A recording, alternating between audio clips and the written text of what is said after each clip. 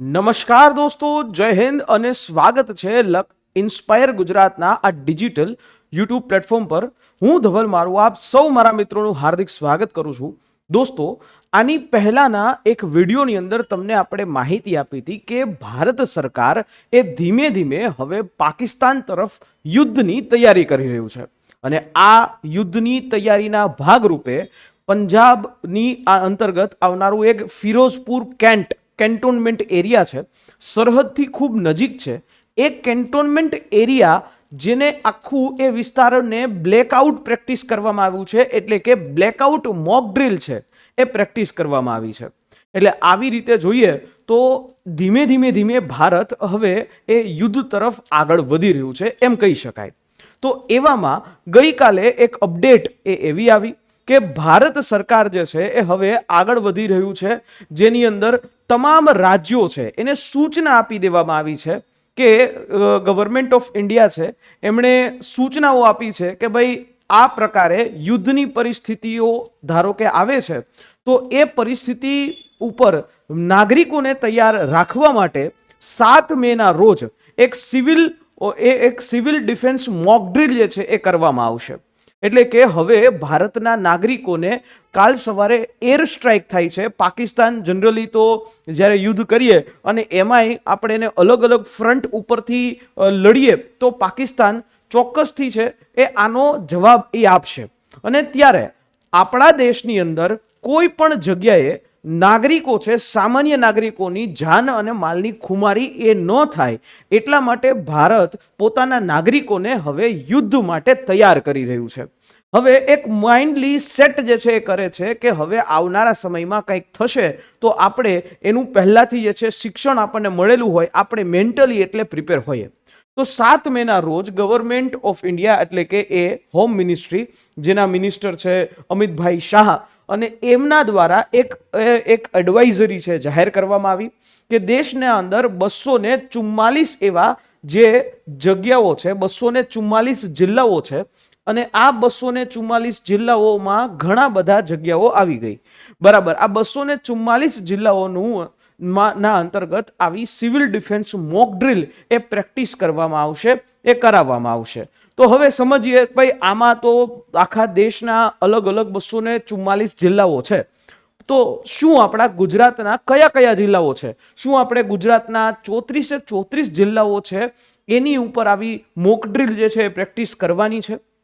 જો ભાઈ, અહીંયા જે છે સુરત છે, વડોદરા છે, કાકરાપાડ કે જ્યાં આપણું પાવર સ્ટેશન છે કાકરાપાડ, બરાબર, અણુ વિદ્યુત મથક પણ છે, અમદાવાદ છે, જામનગર છે, ભુજમાં છે. કારણ કે 1971ના યુદ્ધ વખતે ભુજ ઉપર જે છે હુમલો કર્યો હતો અને સૂરજબારી પુલ એ પાકિસ્તાની સેનાએ એર સ્ટ્રાઇક કરીને ઉડાડી દીધો હતો. એટલે કચ્છનો આખો એ સંપર્ક છે ભારત સાથે તોડી નાખ્યો હતો.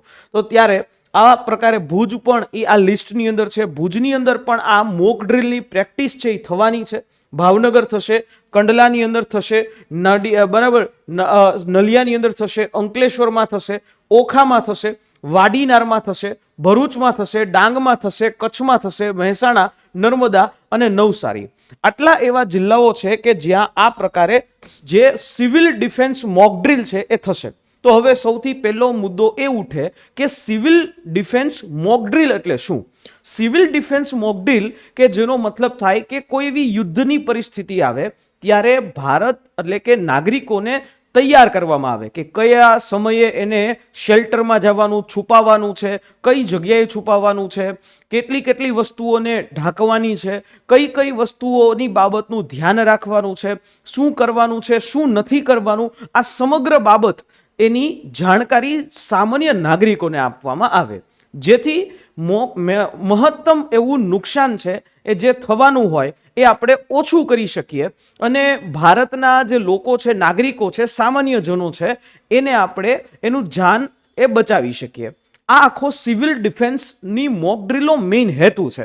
અને આની પહેલા જે ફિરોઝપુર કેન્ટોનમેન્ટ એરિયા છે એમાં આખી રાતના સમયે 30 મિનિટ બધી લાઇટો બંધ કરી દેવામાં આવી કે જેથી એક પ્રેક્ટિસ થાય કે કાલ સવારે પાકિસ્તાનના ફાઇટર જેટ એ જગ્યાએથી ઉડે તો ત્યારે એને લાઇટો દેખાય નહીં અને એ બમબારી જે છે એ ન કરે, બરાબર. અને ત્યારે એની સાથે સાથે જે ઇન્વર્ટર દ્વારા પણ જે લાઇટો ચાલુ છે બધું જ બંધ, કમ્પ્લીટલી બ્લેકઆઉટ.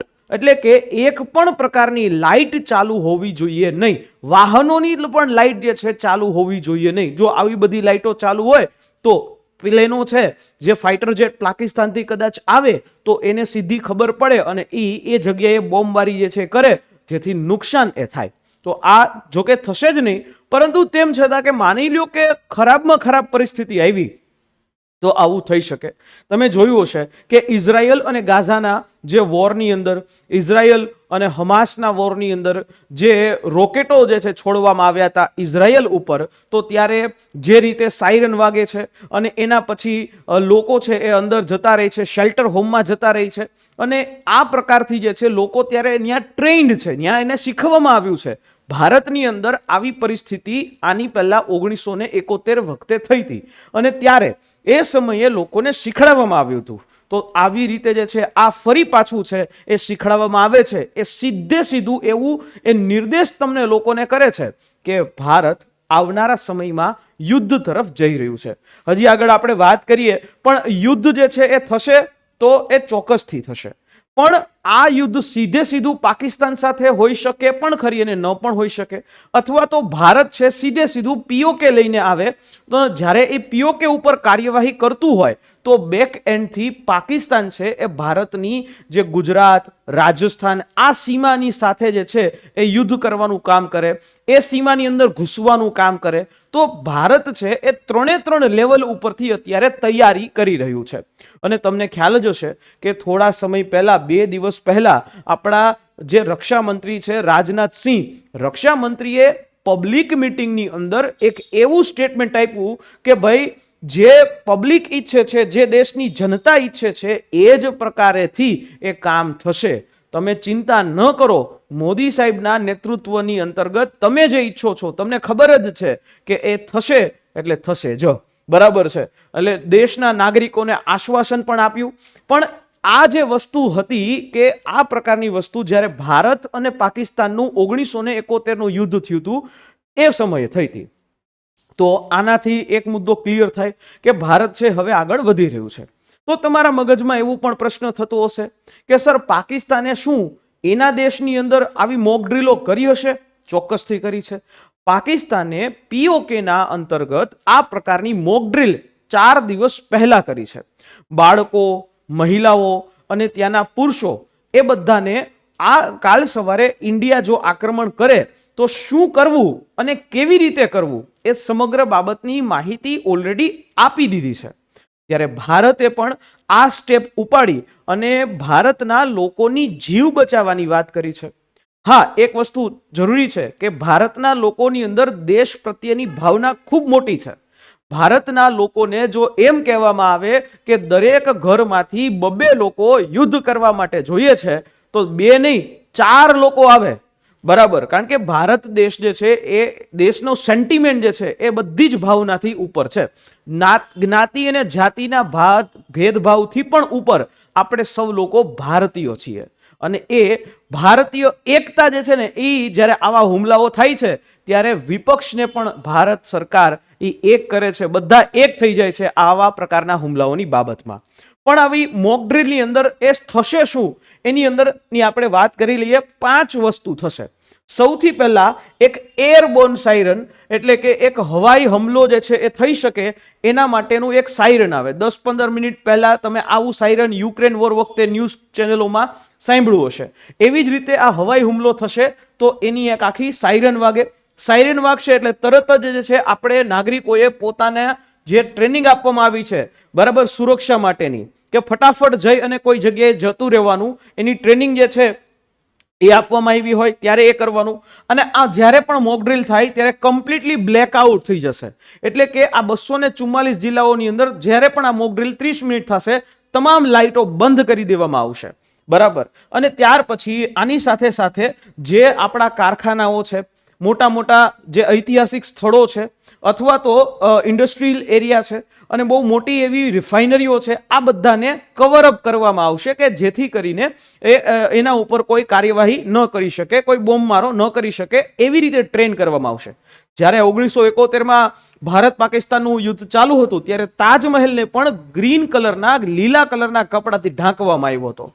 આ જ પ્રકારે તો જ્યારે આ વસ્તુ થશે તો સાથે સાથે જે બાળકો છે એ બાળકોને, મહિલાઓને ફટાફટ કઈ રીતે એક સેફ જગ્યાએ પહોંચવું આની ટ્રેનિંગ છે એ આપવામાં આવશે. તો આ 5 વસ્તુઓ, આ 5 બાબતો ભારતના તમામ નાગરિકોને સિવિલ ડિફેન્સ મોક ડ્રીલ તરીકે એ આપવામાં આવશે. જ્યારે આ પ્રકારની આ બ્લેકઆઉટની વાત કરી એટલે સંપૂર્ણ એક પણ લાઇટ ચાલુ રાખવામાં આવશે નહીં, અને ઓલરેડી આ વસ્તુ પ્રેક્ટિસ પણ કરી ચૂક્યા છીએ. આ ઓફિશિયલ લેટર છે કે જે આપણને આપવામાં આવ્યો છે અને તમે આ ઓફિશિયલ લેટર મોક ડ્રીલનો એ જોઈ પણ શકો છો. બરાબર, તમામ વસ્તુઓ એ કરવામાં આવી છે. આ બધા જ પ્રકારની જે છે એ વાત એ આની અંતર્ગત કરવામાં આવી છે જેથી ભારત આવનારા સમયમાં તૈયાર રહે. એરબોર્ન સાયરન એ વાગે તો એનો મતલબ પેનિક ન થાય.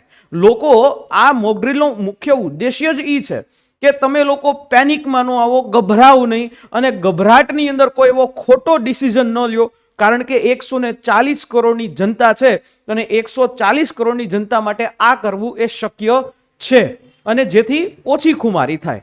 પણ જ્યારે આ વાત આવે ત્યારે અજીત ડોવાલ સાહેબ જે છે આ બધી જ વસ્તુની માહિતી એ આપી રહ્યા છે. પણ સાથે સાથે આર્મી, નેવી અને એરફોર્સના તમામ ચીફ પ્રધાનમંત્રી સાહેબને એ પોતપોતાની રીતે અલગ રીતે મળી રહ્યા છે. જેમ કે તૈયારી પૂરી થઈ ગઈ છે એવું સાફ એ કહી શકાય છે. અને આના બાદ અજીત ડોવાલ સાહેબ આજે, એટલે કે જ્યારે આ વિડીયો હું બનાવી રહ્યો છું ત્યારે અજીત ડોવાલ સાહેબની મીટિંગ પ્રધાનમંત્રી સાહેબ સાથે થઈ ચૂકી છે. જ્યારે આ વાત આવી છે તો સામે આપણા જે રશિયાના રાષ્ટ્રપતિ વ્લાદિમીર પુતિન એ પણ ભારત આવશે, અને એવા સમયે, કારણ કે પાકિસ્તાને રશિયાના વ્લાદિમીર પુતિન છે એને આ મામલાની અંદર મધ્યસ્થી કરવા માટે રિક્વેસ્ટ પણ કરી હતી. જ્યારે પુતિન એને આ વાતની સદંતર ના પાડી દીધી, એ ભારત તરફી જે છે હોવાનો સ્પષ્ટપણે સંદેશો આપે છે. યુક્રેન વોર વખતે પણ આપણે પુતિનની સાથે જ રહેતા, બરાબર. યુનાઇટેડ નેશન્સની અંદર જ્યારે પણ પુતિન રશિયાની વિરુદ્ધમાં વોટ કરવાનો હતો ત્યારે આપણે ત્યાં હાજર જ નહોતા રહેતા. તો અત્યારે આ પ્રકારની સિચ્યુએશનમાં જ્યારે રશિયાએ આપણને સાથ આપ્યો છે, અને વાત ટ્રમ્પની કે જ્યારે ભારત યુદ્ધ કરવા જશે તો ટ્રમ્પ શું કરશે, જ્યારે ભારત યુદ્ધ કરવા જશે તો ભારતે ટ્રમ્પનો પણ ઈલાજ ગોતી લીધો છે. ટ્રમ્પ છેલ્લા ઘણા સમયથી ટેરિફની વાતો કરતા હતા, તો ત્યારે એને ટ્રમ્પને ગઈકાલે એક ડિસિઝન આપી દીધો કે ભારત યુએસની ફાર્માસ્યુટિકલ્સ પ્રોડક્ટ, ઓટો પાર્ટ્સ અને સ્ટીલ જે છે યુએસથી જે આપણે મંગાવી રહ્યા છે એના ઉપર 0% ટેરિફ લગાડશે. 0% ટેરિફ. એટલે ટ્રમ્પ ખુશ થઈ ગયો, અને ટ્રમ્પ ખુશ થઈ ગયો એટલે હવે અત્યારે આ સમયે એ ભારતનો જ સાથ આપે, બરાબર. અને આ વાત ચાલુ હતી ત્યારે એક નવી અપડેટ આવે છે કે આવનારા 48 કલાકની અંતર્ગત, ઇન્ડિયા ટુડે ગ્રુપનું એક રિપોર્ટ છે કે આવનારા 48 કલાકની અંદર ભારત પીઓકે LOC ની અંતર્ગત એ ઘૂસી શકે એવી શક્યતા ખરી છે.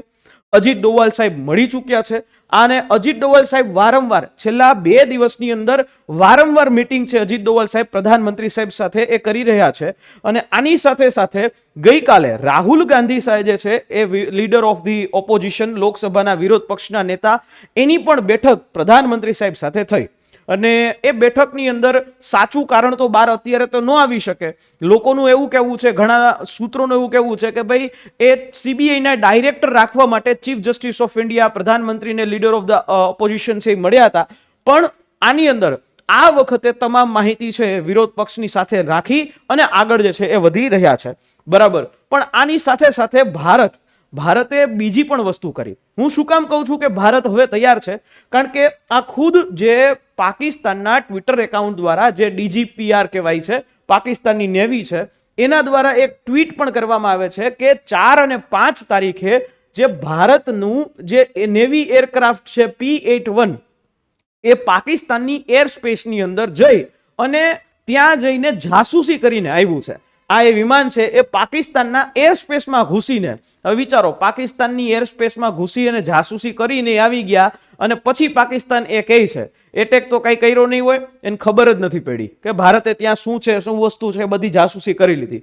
પણ સાથે સાથે ભારત જે છે એને નેવલ એક્સરસાઇઝ પણ કરી. ગઈકાલે ભારતે જે સમુદ્રની અંદર લેન્ડ માઇન્સ જે કહેવાય, બરાબર, under water naval land mines જે છે એની પણ પ્રેક્ટિસ છે કરી દીધી છે. સક્સેસફુલ આ પ્રેક્ટિસ થઈ ગઈ છે, જેથી કરીને કાલ સવારે પાકિસ્તાનની સબમરીન કે જહાજો છે એ ભારતના કોઈ પોર્ટ ઉપર આક્રમણ કરે તો તરત જ એ શિપને એ ડાયરેક્ટ ડૂબાડી શકાય.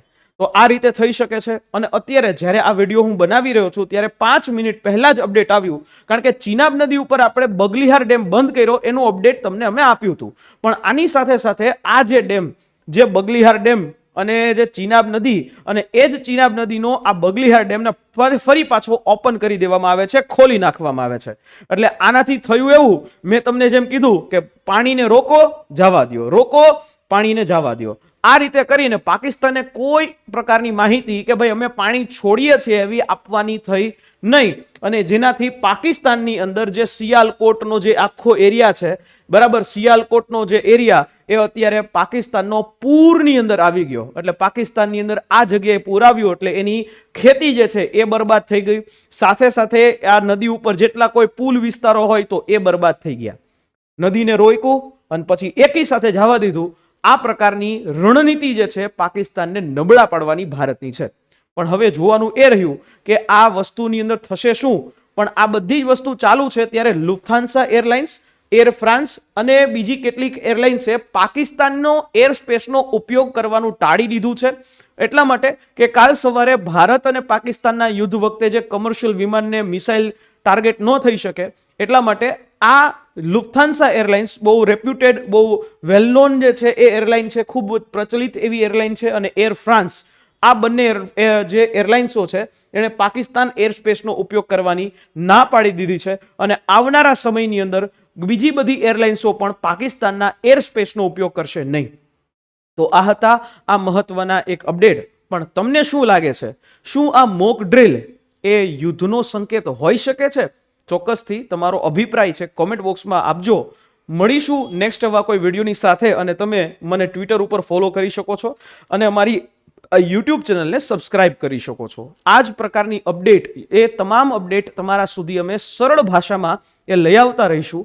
અને સાથે સાથે આ વિડીયોને તમારા જે મેક્સિમમ જે પરિવારજનો છે, મિત્રો છે, એના સાથે શેર કરજો.